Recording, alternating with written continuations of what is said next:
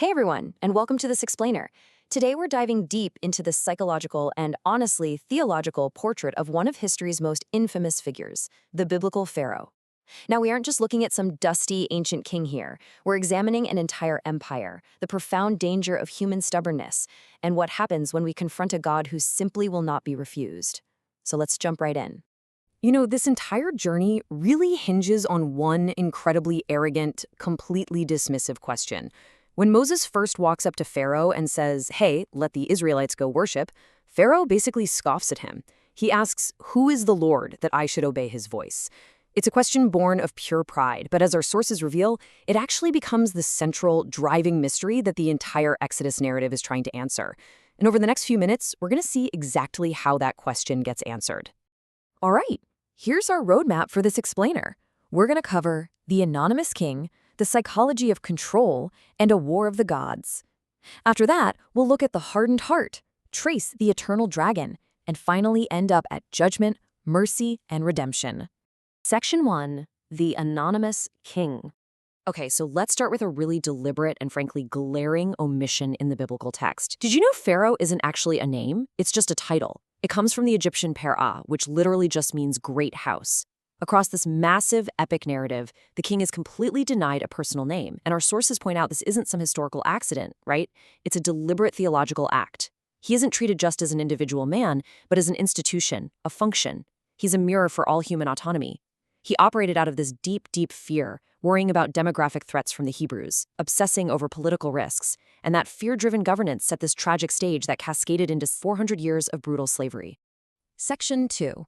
The psychology of control. Let's look at how Pharaoh actually goes about negotiating with God, because it's incredibly revealing. During the plagues, a really distinct psychological pattern pops up. First, a plague strikes, causing intense pain. Second, Pharaoh offers a calculated concession, like, okay, maybe you can sacrifice here in Egypt, or just the men can go, but leave the women and children. Third, Moses intercedes and the plague is lifted. But then fourth, and here's the kicker, the absolute second the pressure is off, Pharaoh immediately retracts his concession. It's wild. He only yielded in appearances, desperately clinging to dominance.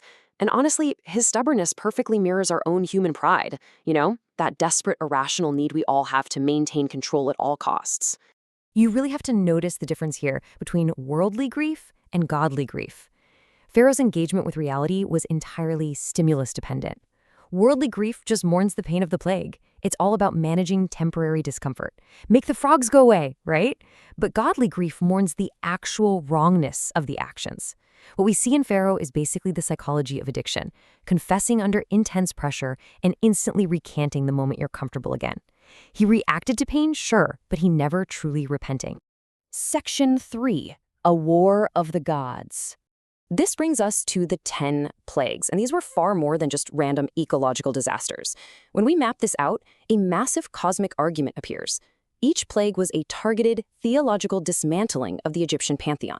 It's like a giant puzzle. The Nile turning to blood, that directly attacked Hapi, the god of agricultural abundance. The frogs targeted Hecate, the goddess of fertility. Those 3 days of palpable darkness, that was a total defeat of Ra, the supreme sun god whom Pharaoh himself supposedly embodied.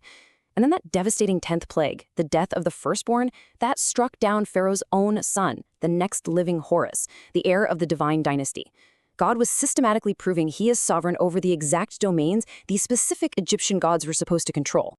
And what's crazy is, even Pharaoh's own inner circle realized it. By the 3rd plague, the sacred scribes of Egypt couldn't counterfeit the miracles anymore. They actually go to the king and deliver this chilling verdict. They say, "This is the finger of God." They recognized a qualitative power they simply couldn't match. Yet, what does Pharaoh do? He blatantly ignores his own evidence. The most dangerous blindness here wasn't ignorance. It was his active choice to reject what his own experts were literally handing him. Section 4, the hardened heart. This brings us to a really difficult doctrine. It's probably the most uncomfortable and hotly debated issue in the entire Exodus story, the idea of God hardening Pharaoh's heart. To really understand this, our sources dig into the original Hebrew. There are actually 3 distinct verbs used for this hardening. The first is hazak, which means to be strong or made firm. This shows us that divine hardening didn't just initiate Pharaoh's resistance out of thin air. Rather, it confirmed a disposition that he already possessed and was actively exercising. Then we have the second verb, kabed, meaning to be heavy or weighted down. What's really fascinating here is the timing. For the first 5 plagues, this is the exact word used, and it is Pharaoh who is hardening his own heart. He cultivated this heavy disposition himself by repeatedly retracting his concessions every single time a plague was lifted. God gave him opportunity after opportunity, and Pharaoh chose resistance every single time. The final verb is kashe, meaning to be hard, stiff, or unyielding. This indicates an ultimate terminal stubbornness. It's a complete, utter refusal to submit to any higher authority. When you look at all 3 of these, we begin to realize that God didn't just force an innocent man to be evil. Instead, we see God eventually confirming the permanent character of the choices Pharaoh had already freely and repeatedly made. Now, this theological reality carries right into the New Testament. The Apostle Paul leans directly into this tension in Romans chapter 9. He gives this unapologetic answer regarding divine sovereignty. He basically says God raised Pharaoh up to his position of power at that precise historical moment so that his own name might be proclaimed in all the earth. Pharaoh's self-chosen resistance became the very instrument God used for a global proclamation of his power. It's an uncomfortable truth, for sure, but it forces us to grapple with God's absolute prerogative. Section 5. The Eternal Dragon. We step into cosmic opposition here because Pharaoh's story doesn't actually end at the Red Sea. He becomes the biblical prototype for all cosmic opposition against God. Notice how this template builds throughout the scriptures. The Pharaoh of the Exodus becomes this enduring type. Fast forward to the 500s BC, and the prophet Ezekiel refers to the king of Egypt as the great chaos dragon lying in the Nile.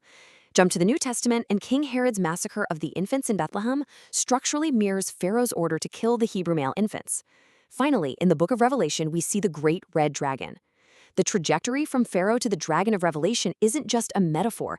It is a carefully constructed genealogy showing that the Exodus is the ultimate template for defeating the final cosmic adversary. Section 6. Judgment, Mercy, and Redemption. Let's conclude our narrative arc by looking at this unbelievable twist in the staggering scale of both God's judgment and his mercy. We have to talk about the exact poetic justice of the Red Sea crossing. Remember how the Exodus story started? Pharaoh commanded that Hebrew infants be drowned in the Nile. Well, at the end of the story, Pharaoh's absolute compulsion to control drives him to pursue the Israelites right into the Red Sea, against all rational calculus. The very waters that had been Egypt's instrument of genocide became the instrument of its own military destruction. The judgment was total, and it was brought about by Pharaoh's absolute inability to just stop pursuing dominance. But our sources reveal a gut-punch twist to this story that you might not expect. Centuries later, the prophet Isaiah delivers a shocking oracle. God calls Egypt my people, and Israel my inheritance. Just think about that for a second. The God who crushed Pharaoh's military later orchestrates a future where the oppressed and the oppressor, Israel and Egypt, are both brought into redemption. The scale of this mercy is almost unimaginable. And that brings us to our conclusion. The God who defeated Pharaoh didn't just want a pragmatic concession. He ultimately offered Pharaoh's descendants sonship. Pharaoh really serves as a mirror for us. He reflects every time we make promises in a crisis, only to retract them the second we get comfortable again. He reflects our own terrifying obsession with control. So the question this explainer leaves us with is this: when confronted with the God who will not be refused, will we surrender our need for control? Or will we, like Pharaoh, stubbornly march ourselves into the sea?